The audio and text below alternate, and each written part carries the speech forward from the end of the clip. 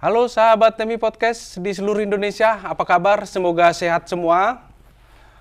Kali ini kita akan berbincang dengan salah satu pimpinan Universitas Negeri di Indonesia yang memiliki mahasiswa terbanyak dari Sabang sampai Merauke dan juga di sejumlah negara.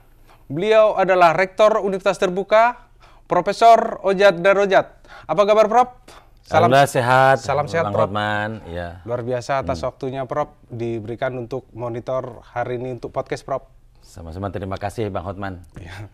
Prof, kita mau bincang-bincang terkait dengan perkembangan terkini UT, Prof, Universitas Terbuka. Gimana, Prof, perkembangan terakhir, Prof? Ya, Alhamdulillah UT telah berevolusi selama 37 tahun dan perkembangan terkini UT, Alhamdulillah kita akan naik kelas. Naik kelas dari PTN PKBLU menjadi PTNBH atau Perguruan Tinggi Negeri Badan Hukum. Itu adalah suatu capaian yang luar biasa. Jadi nanti kita akan sejajar dengan perguruan tinggi di tanah air yang telah maju, yang telah menjadi PTNBH sebelumnya. Kurang lebih ada 16 perguruan tinggi negeri. Tinggi nanti akan jadi PTNBH ya, Prof, ya? Ya, UT akan menjadi PTNBH. Itu yang sedang kami kejar. Sejauh ini perkembangan persiapan untuk PTNBH-nya gimana, Prof? Nah, berbagai persiapan telah kita lakukan. Sebenarnya awal usulan UT untuk naik kelas menjadi PTNBH itu telah kita gagas sejak tahun 2020. Ya, di pertengahan Desember 2020 kita mengusulkan perubahan kepada kementerian dan terus dilakukan uji penilaian usulan kita, berbagai dokumen dilihat di sana dan akhirnya sampai Mas Menteri mendapat penjelasan bahwa UT sudah siap dan bisa diusulkan untuk menjadi PTNBH. Nah, setelah itu kita telah melakukan juga berbagai koordinasi dan persiapan, termasuk juga rapat-rapat lintas kementerian dan lembaga. Ya, kita sudah melaksanakan rapat PAK, termasuk di sananya terlibat seperti misalnya Kementerian Kemenkumham, juga terus Kemenpan RB, terus juga Kemendikbudristek, serta Sekretariat Negara, Kementerian Keuangan, dan UT sendiri. Nah, jadi terakhir itu kita sudah membahas secara tuntas terkait dengan RPPUT, Rencana Peraturan Pemerintah UT PTNBH. Nah, itu telah disetujui juga di Kemenkumham dan telah masuk ke Sekretariat Negara. Jadi sekarang saat ini posisinya rancangan draft RPUT sudah ada di Sekretariat Negara di Estetnek itu. Berarti targetnya mungkin, Prof, PTNBH itu resminya UT itu kapan, Prof? PP ini bisa diundangkan menjadi PP berdasarkan informasi yang saya terima kurang lebih sekitar 2 bulanan atau 2 bulan 3 bulan ini. 2 bulan dari sekarang ya? Dari sekarang. Sekitar bulan Juni nanti tahun ajaran baru nanti sudah. Insya Allah tahun ajaran baru nanti kita sudah sudah memasuki masa transisi dan mudah-mudahan UT anggaran untuk rekening account-nya gitu kan, cut off-nya itu di Januari 2023. Seperti Prof, itu. apa sih sebenarnya keuntungan dari PTNBH ini nanti, Prof, bagi mahasiswa dan mungkin bagi rakyat Indonesia pada umumnya gitu, Prof? Ya, tentu kita berupaya naik kelas menjadi PTNBH karena didorong oleh beberapa faktor yang menurut kita itu merupakan benefit atau keuntungan ketika UT nanti dioperasikan sebagai sebuah PTNBH. Ya. Intinya adalah bahwa kita ingin supaya UT itu dikelola menjadi lebih otonom. Iya, Prof. Bila dibandingkan dengan perguruan tinggi berstatus satker biasa atau PTN PKBLU. Iya. Nah, jadi kita ingin mendapatkan otonomi yang lebih luas dari pemerintah dan masyarakat. Iya. Otonomi terkait 3 bidang utama. Iya.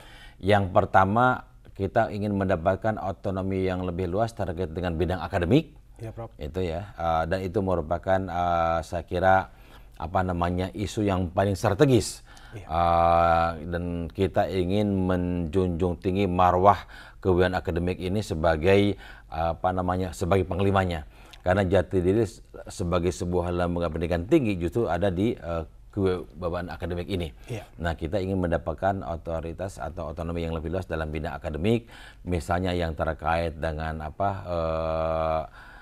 program studi gitu ya. Kita bisa membuka dan menutup program studi gitu kan sesuai dengan kapasitas yang kita miliki. Iya. Dan juga hal-hal yang lainnya yang banyak mempengaruhi kualitas layanan pada bidang akademik. Itu yang pertama. Iya, Prof. Yang kedua juga yang tak kalah penting adalah terkait dengan tata kelola.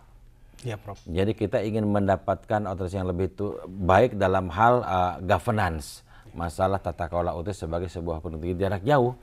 Karena dengan status yang sekarang sebagai PTN KBLU, kita merasakan bahwa seperti misalnya struktur organisasi yang berlaku di UT itu hampir sama atau disamakan dengan perguruan tinggi tatap muka dan tidak sesuai dengan jati diri UT sebagai sebuah perguruan tinggi terbuka dan jarak jauh. Iya, Prof. Nah, sehingga ada beberapa unit kerja yang menurut kita tidak pas ditempatkan pada lembaga yang selama ini menaunginya, gitu ya. Nah, mudah-mudahan nanti ketika kita menjadi PTNBH, maka kita bisa membangun organisasi structure sesuai dengan jati diri UT sebagai sebuah PTJJ.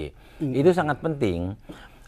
Kenapa organisasi structure menjadi sangat penting? Karena menurut pengalaman saya, betapapun kita membuat rencana kerja tahunan RKT yang bagus, membuat RSB dan RPJP yang mapan yang bagus, tetapi kalau tidak ada tempat dan ruang untuk mengeksekusinya yang sesuai dengan nature UT sebagai jarak jauh, itu nanti hampir dapat dipastikan hasilnya tidak akan sesuai dengan harapan kita, tidak akan optimal. Nah, karena ketika kita bicara organisasi structure, kita juga ketika bicara organisasi itu berbicara ruang untuk penempatan tugas dan fungsi. Gitu ya, seperti misalkan ada rektor, wakil rektor, dekan, lembaga dan sebagainya. Nah, ini semuanya harus sesuai dengan jarak jauh. Sebagai contoh misalnya UT itu kan punya kantor-kantor cabang di daerah yang kita sebut sebagai unit program belajar jarak jauh. Yang sekarang setingkat UPT gitu kan. Padahal menurut kita mereka itu sangat serius di daerah. Kita punya UPT TIK yang menurut kita itu seharusnya bisa lebih tinggi lagi dalam rangka membackup atau mensupport UT. Mereka berfungsi sebagai backbone-nya UT, sebagai perguruan tinggi jarak jauh yang sangat eksesif menerapkan teknologi, gitu ya. Nah, itu penting itu untuk ditingkatkan bukan hanya setingkat pusat, bisa aja nanti setingkat lembaga atau gitu ya, seperti itu. Jadi banyak hal-hal yang menurut saya itu kurang pas dengan organisasi pada saat ini, seperti itu. Jadi kita ingin merumuskan tata atau menyangkan UT dalam sebuah tata kelola yang sesuai dengan nature UT sebagai sebuah PTJ. Itu otonomi yang kedua. Otonomi yang kita harapkan dengan PTNBH ini adalah terkait dengan resources, gitu ya, resources atau sumber daya yang kita miliki. Contohnya sekarang seperti BMN ya, BMN barang milik negara itu kan ketika ingin penghapusan atau kita ingin pembelian itu kan harus izin gitu kan, Kementerian Teknis. Padahal itu ternyata prosesnya sangat lama. Padahal kita butuh dengan segera untuk mempercepat atau meningkatkan kualitas layanan yang membutuhkan kecepatan di sini, gitu ya. Nah, ketika itu sangat lama izinnya keluar, itu kan kita jadi terpengaruh gitu kan. Kinerja kita menjadi tidak bagus karena itu. Ada beberapa barang BMN yang sudah tidak dipakai lagi oleh UT saat ini, sudah kedaluarsa, tetapi oleh kita tidak bisa dihapuskan. Karena sampai sekarang izin penghapusannya belum keluar di kementerian. Itu numpuk di gudang, menyita tempat, padahal itu harusnya sudah tiada gitu kan. Seharusnya harus segera dihapuskan di tempat kita. Nah, jadi banyak sekali kendala-kendala yang terkait dengan seperti itu penghapusan BMN. Itu udah diajukan lebih dari setahun sampai sekarang nggak kelar-kelar. Nah, terus yang berikutnya terkait dengan SDM-nya. Resources kan SDM. Nah, SDM ini kan juga sangat penting, kunci gitu kan bagi semua organisasi, termasuk juga bagi UT. Human capital ini. Nah, UT kan sebagai sebuah perguruan tinggi negeri yang tentu sangat bergantung kepada formasi CPNS yang diberikan oleh pemerintah. Nah, formasi CPNS oleh pemerintah itu kan sangat terbatas. UT kadang-kadang kebagian, kadang-kadang enggak. Kalau kebagian buku juga tidak sepenuhnya gitu kan, hanya beberapa persen saja gitu kan.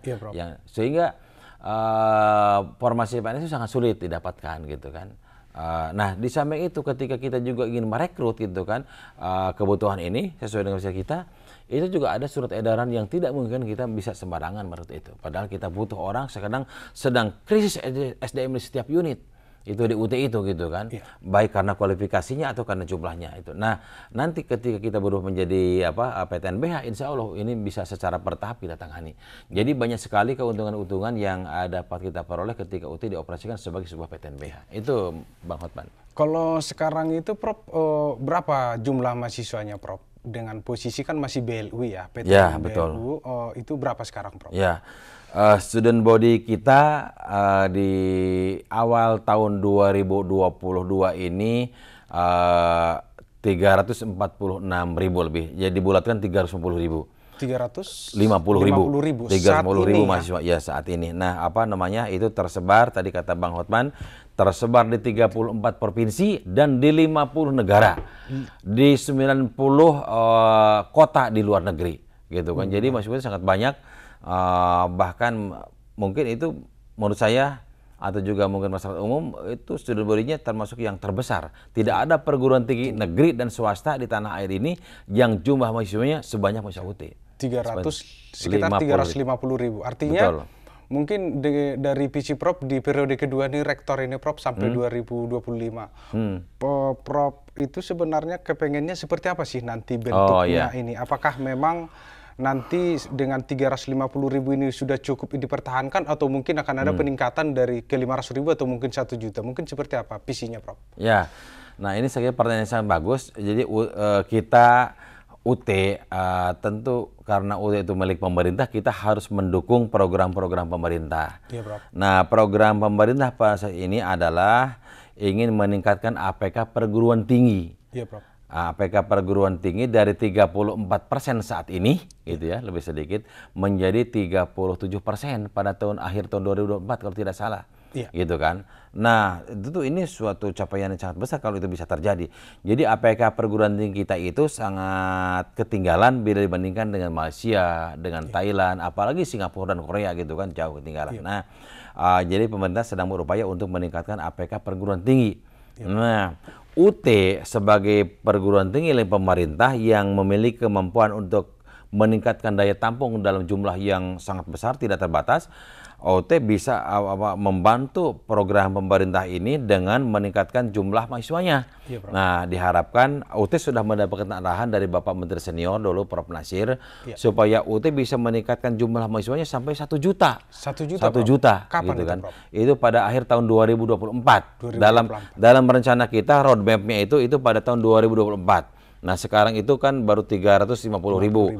Nah, diharapkan akhir tahun ini kita bisa mencapai 500.000. 500.000. Terus juga nanti pada akhir tahun 2023 750.000. Nah, pada akhir tahun 2024 bisa sampai 1 juta. Itu. Bila dibandingkan dengan itu. Prof mungkin di China itu kan itu bisa sampai mahasiswa universitas terbukanya itu kan sampai 4 juta ya. 4.650.000 ya. Kalau mungkin di India mungkin di bawahnya India, China. Indira Gandhi National Open University 4.500.000. 4.500.000. Iya, betul. Berarti di Indonesia kalau layaknya itu dengan jumlah penduduk 370 juta. Iya. Kalau mungkin prediksi Prof itu universitas terbuka di Indonesia itu bisa berapa, Prof? Bisa, menurut saya itu angka 1 juta itu tidak sulit gitu kan.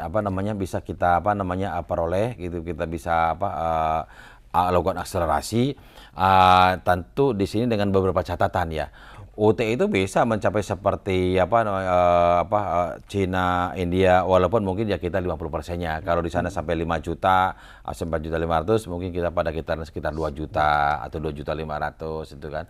Dengan jumlah penduduk yang sangat besar, dengan kesadaran untuk meningkatkan pendidikan tinggi juga yang sekarang semakin baik gitu kan. Nah, saya kira kita optimis bisa mencapai. Tapi paling tidak ini sekarang kita bisa mencapai dulu yang 1 juta. Nah, makanya oleh karena itu ada beberapa strategi yang sedang kita lakukan. Terutama yang paling menonjol itu yang sedang kita lakukan saat ini adalah kegiatan marketingnya UT. Bagaimana UT mengkomunikasikan program pendidikan yang memang sudah bagus gitu kan.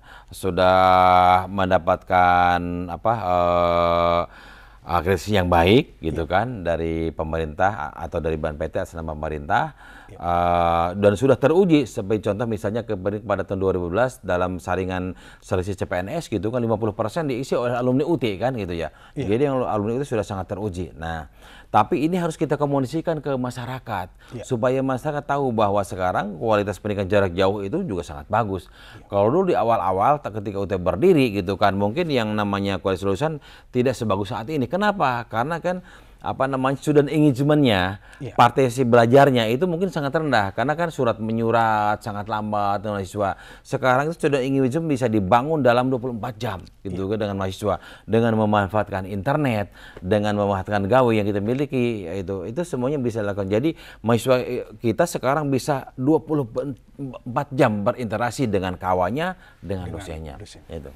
Kalau tenaga dosennya sendiri, Prof, mungkin setingkat S2, S3, mungkin profesor, mungkin berapa, Prof? Mungkin apakah memang sudah seimbang, Prof, dengan jumlah mahasiswa misalnya nanti 1 juta, apakah bisa memenuhi keseimbangan itu gitu, Prof? Nah, memang banyak persepsi atau anggapan di masyarakat termasuk juga kadang-kadang para asesor bahwa UT itu gitu kan salah satu ukurannya indikatornya itu dikaitkan dengan kualifikasi dan jabatan fungsional dari dosennya.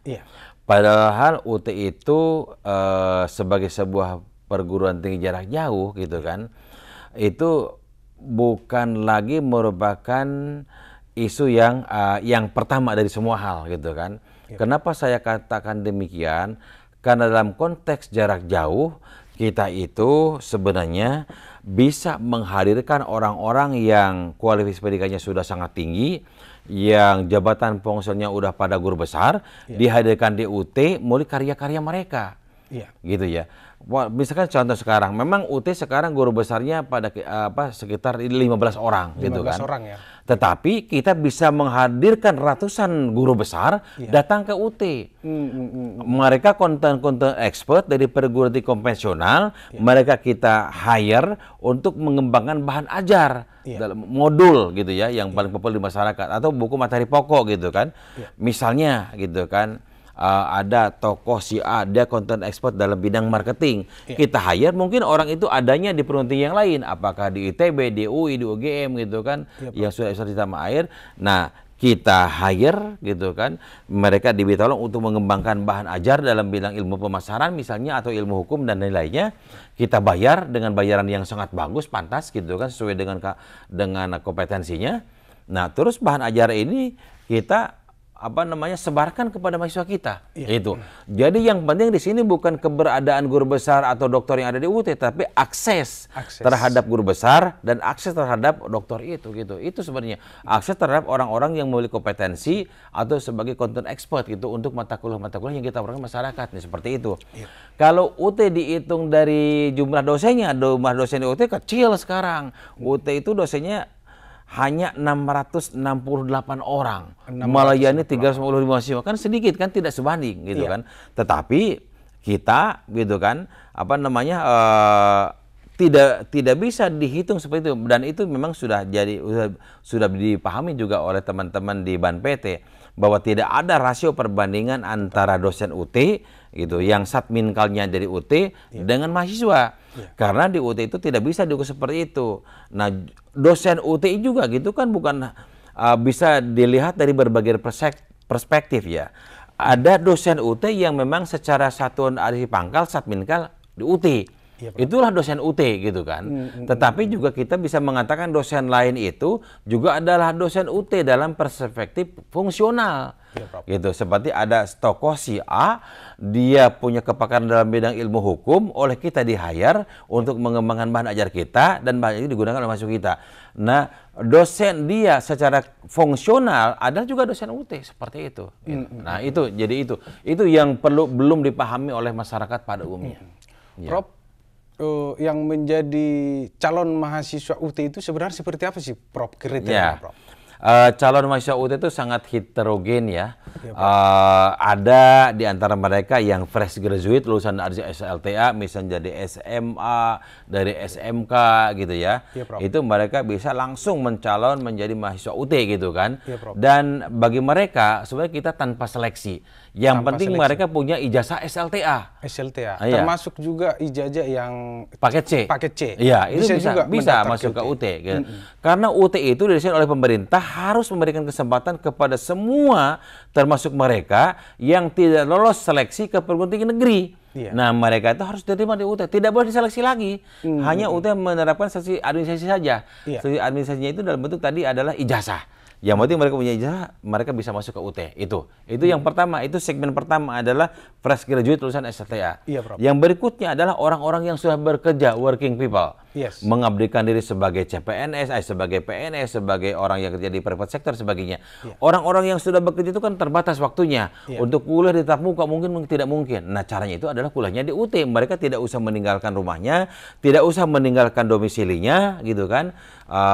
Dan pada saat yang bersamaan mereka bisa meningkatkan kompetensinya di UT, bisa meningkatkan kualifikasi yang pendidikannya ke jenjang yang lebih tinggi di UT, gitu kan. Makanya banyak di UT orang-orang yang sudah bekerja masuk ke UT, orang-orang yang karena mereka tidak mungkin datang ke ini. Nah, itu dari disiplin itu dua. Jadi orang yang baru lulus SLTA dengan orang yang sudah bekerja. Nah, terus juga kalau dilihat dari sisi domisili, UT itu bukan hanya bagian orang-orang yang berdomisili di perkotaan, tetapi juga orang-orang menyasar orang-orang yang daerah terpencil, di remote area, di pegunungan, di pantai gitu kan, di pulau-pulau terpencil. Itu mereka bisa masuk ke UT. Kan dalam UT itu didesain bukan hanya mahasiswa yang datang ke kampus, tapi kampus lah, UT lah yang akan datang mengetuk pintu-pintu mereka, seperti itu. Nah, ini juga belum banyak dipahami oleh masyarakat. Kita harus mendefinisikan ini ke masyarakat supaya mereka tahu bahwa ternyata di negeri ini ada UT yang bisa memberikan pendidikan tanpa meninggalkan rumahnya, tanpa meninggalkan domisilinya. Jadi mereka masih tetap bisa membangun kekuatan ekonomi keluarganya, dan pada saat yang bersamaan mereka juga bisa kuliah di perguruan tinggi, di UT, PTN gitu kan. Perguruan tinggi negeri milik pemerintah. Terkait dengan biaya pendidikan mungkin Prof, bisa mungkin dijelaskan gambaran kepada masyarakat bahwa memang ke depan ini kan semua lulusan SLTA maupun yang bekerja semuanya harus sarjana kan gitu. Memang program pemerintah seperti itu. Apalagi visinya Pak Rektor juga saya lihat di beberapa ini tulisan seperti itu. Prof, biaya di UT itu berapa Prof untuk per SKS? Nah, ini pertanyaan yang sangat bagus karena ini pertanyaan sangat sensitif ini. Kalau udah masalah duit, masalah biaya itu sangat sensitif. UKT yang uang kuliah tunggal atau biaya SPP kita menyebutnya dulu gitu ya. Nah, karena UT itu didesain oleh pemerintah untuk meningkatkan pemberataan akses pendidikan tinggi di masyarakat, gitu ya. Maka UT itu tidak boleh mahal, supaya UT bisa dijangkau oleh lapisan masyarakat. Biasanya orang itu, gitu ya, tidak bisa melanjutkan ke perguruan tinggi karena ada 3 alasan. Yang pertama karena alasan ekonomi, alasan ekonomis. Orang itu, gitu kan, bukan orang yang deheb. Mereka adalah orang-orang the have not gitu kan, mungkin golongan ekonomi menengah ke bawah gitu ya. Nah, secara ekonomi mereka tidak mampu. Sementara kuliah di perguruan tinggi negeri atau swasta itu juga sangat mahal gitu kan. Nah, itu ya alasan yang pertama karena alasan ekonomis. Yang kedua karena alasan geografis. Mereka tinggalnya di pedesaan, daerah terpencil. Sementara kampus-kampus tatap muka itu adanya kan daerah-daerah ibu kota provinsi kan, gitu ya. Nah, yang ketiga karena alasan kapasitas akademik, karena mereka kurang pintar, tidak lolos seleksi di PTN gitu kan. Nah UT terkait yang pertama karena alasan ekonomis, maka UT tidak boleh mahal. Tidak boleh mahal. UT itu satu SKS hanya 35.000. 35.000 Prof lebih per mahal, SKS. lebih mahal semangkok bakso kan? Per SKS.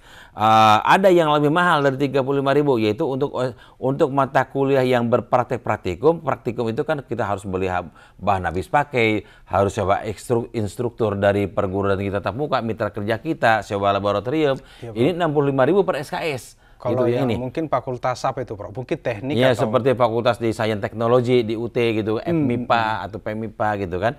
Itu mereka banyak kegiatan praktikum untuk mata kuliah misalnya kimia, fisika, biologi gitu kan. Atau yang lain-lainnya. Nah, itu biasa kita melibatkan pekerjaan-pekerjaan di laboratorium itu. Nah itu agak sedikit mahal.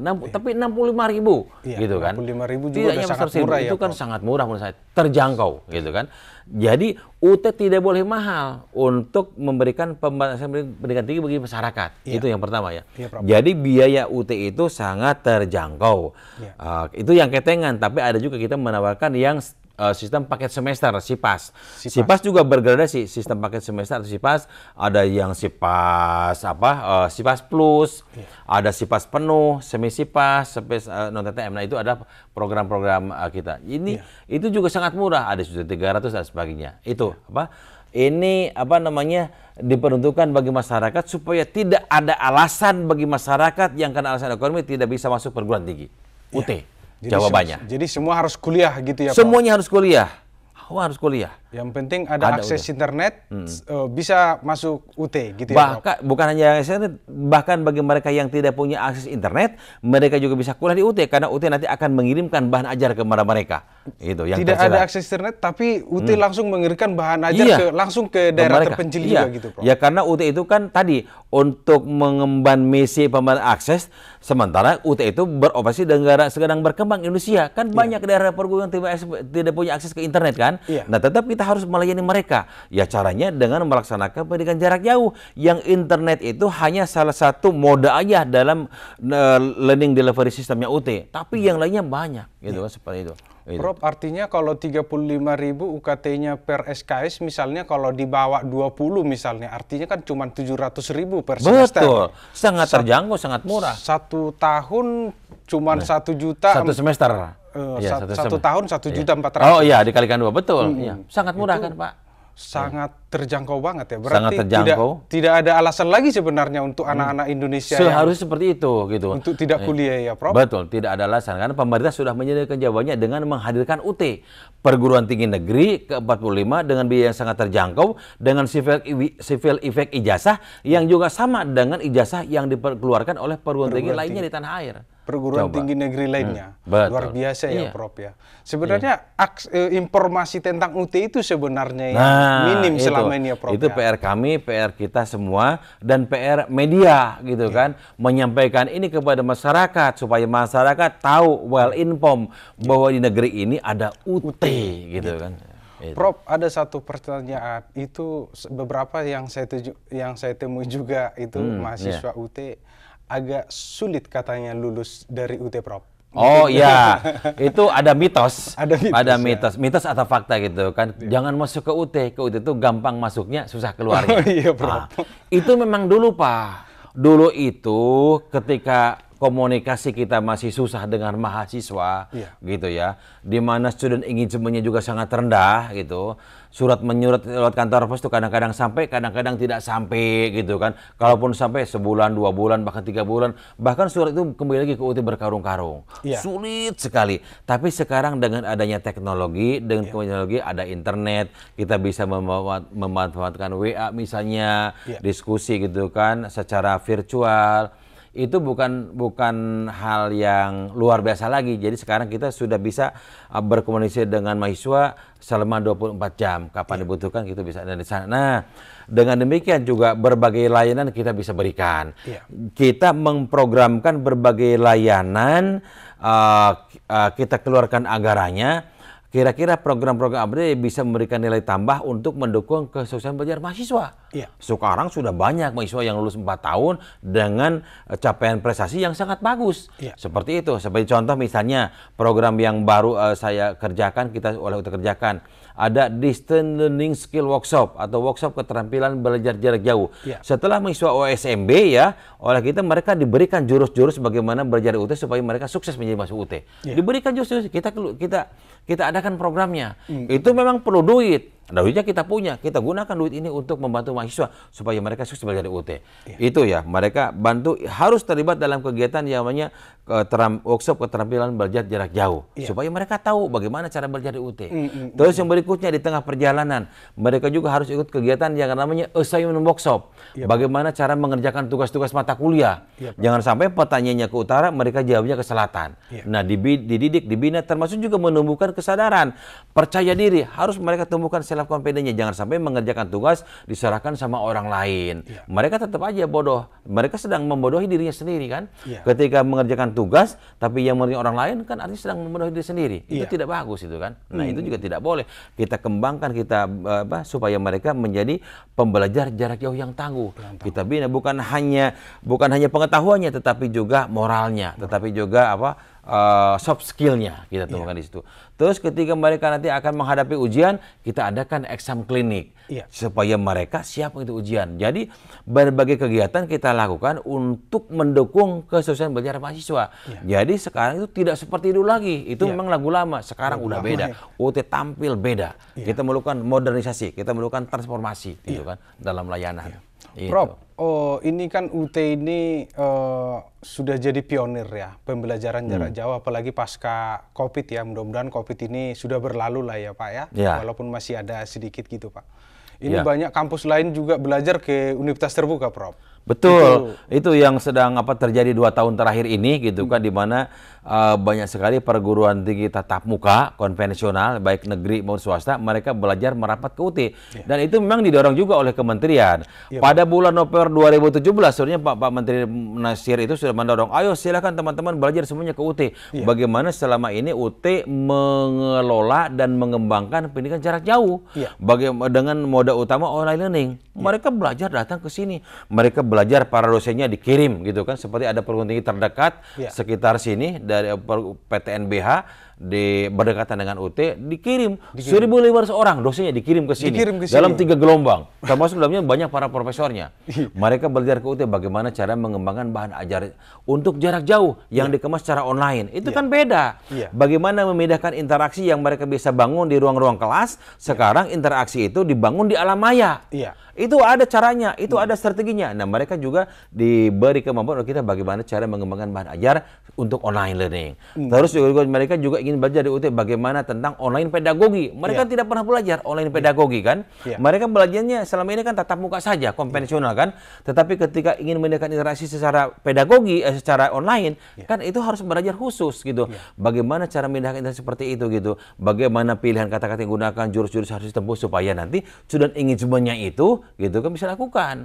Supaya teaching personnya hadir, supaya knowledge personnya hadir, supaya social personnya hadir. Itu online pedagogi semua. Mereka tidak paham. Belajarnya ke UT. Belajar ke UT. Itu. Terus juga apalagi sudah terkait dengan grand design ekosistemnya seperti online learning, itu juga ada caranya, ada strateginya gitu kan, supaya dari setiap investasi yang kita gunakan itu menimbulkan return on investment yang baik gitu kan isunya. Banyak mereka belajar ke kita. UT sebagai benchmark jarak jauh di tanah air. Jadi sekarang UT semakin melambung gitu di tanah air. Seperti itu. Oke. Mungkin bagaimana jangkauan pendidikan ini, Prof, ke depan setelah PTNBH? Berarti kan jangkauan pendidikan sampai ke pelosok, mungkin Q3T terluar. Mungkin UT punya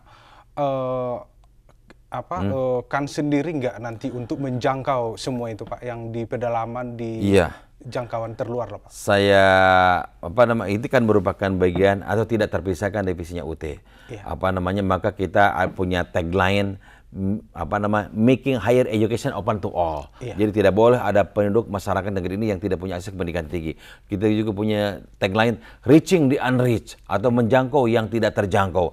Termasuk mereka adalah orang-orang yang tinggal di pedalaman, di luar perbatasan, daerah 3T, bahkan di luar negeri. Sekarang itu banyak mahasiswa UT, para PMI, pekerja migran Indonesia yang di luar negeri gitu kan. Mereka sekarang sambil belajar di luar negeri, mereka juga sambil kuliah di UT. Sambil kerja, sambil kuliah di UT gitu kan. Nah, UT itu punya kesempatan gitu yang sangat luas untuk mereka. Bagaimana caranya kita sedang berupaya supaya mereka itu well informed, tahu gitu kan. Nah, ini tugas berat dari marketingnya UT supaya mereka tahu gitu kan bahwa negeri ada UT. Jadi kita juga melipatkan anggaran, melipat gandakan anggaran agar mulai kegiatan-kegiatan marketing, mulai kegiatan-kegiatan sales promotion, mulai kegiatan publisitas UT, informasi UT nyampe ke masyarakat, sehingga nanti mudah-mudahan UT menjadi pilihan bagi masyarakat. UT mendapatkan tempat di hati masyarakat seperti itu.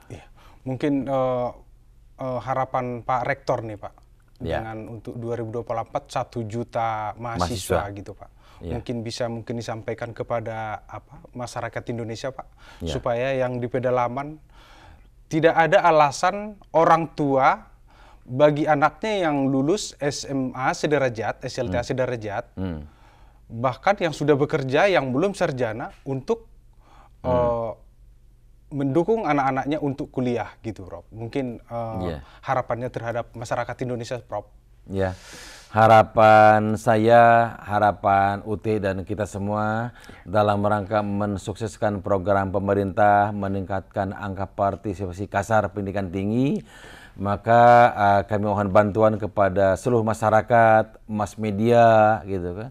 Terus juga para pimpinan di daerah, dari mulai misalnya gubernur, bupati, kepala dinas, polres, semuanya gitu kan. Kita sebagai anggota masyarakat untuk menyampaikan UT ke masyarakat, kepada anak-anak kita fresh graduate yang baru lulus SLTA, agar mereka memiliki kesempatan melanjutkan pendidikan ke perguruan tinggi yang terjangkau dengan sistem pembelajaran yang lebih fleksibel. Mereka juga punya kesempatan untuk melanjutkan ke perguruan tinggi tanpa harus meninggalkan domisilinya, masih tetap bisa membangun kekuatan ekonomi beserta keluarganya bersama orang tuanya gitu kan di tempat domisili masing-masing. Maka tolong disampaikan informasi bahwa di negeri ini ada universitas terbuka perguruan tinggi negeri ke-45 yang didesain oleh pemerintah untuk memberikan akses pendidikan tinggi berkualitas bagi semua masyarakat Indonesia. Ya. Prof, terima kasih Prof atas kesempatan Monitor Indonesia Podcast untuk kita berbincang-bincang, Prof, untuk kemaslahatan pendidikan Indonesia, peningkatan sumber daya manusia Indonesia, seperti visi Prof yang saya lihat yang sangat luar biasa. Di periode kedua rektor ini, Prof. Sukses selalu, Prof. Semoga ke depan kita bisa bincang-bincang lagi ya, Prof, ya. Amin. Terima kasih Bang Hotman. Terima kasih luar Prof. biasa. Ya. Terima kasih sahabat MI Podcast telah menyaksikan acara ini. Tadi dari perbincangan kita dengan Bapak Profesor Ojat Darojat, Rektor Universitas Terbuka. Beliau menyampaikan bahwa Universitas Terbuka siap menampung anak-anak Indonesia untuk kuliah di Universitas Terbuka dengan biaya terjangkau dan tentunya pendidikan yang berkualitas. Terima kasih, sampai jumpa di MI Podcast berikutnya. Jangan lupa subscribe, komen, like, dan bagi video ini ke keluarga Anda, karena ini sangat penting untuk pengembangan sumber daya manusia Indonesia. MI Podcast, bebaskan suaramu. Oke.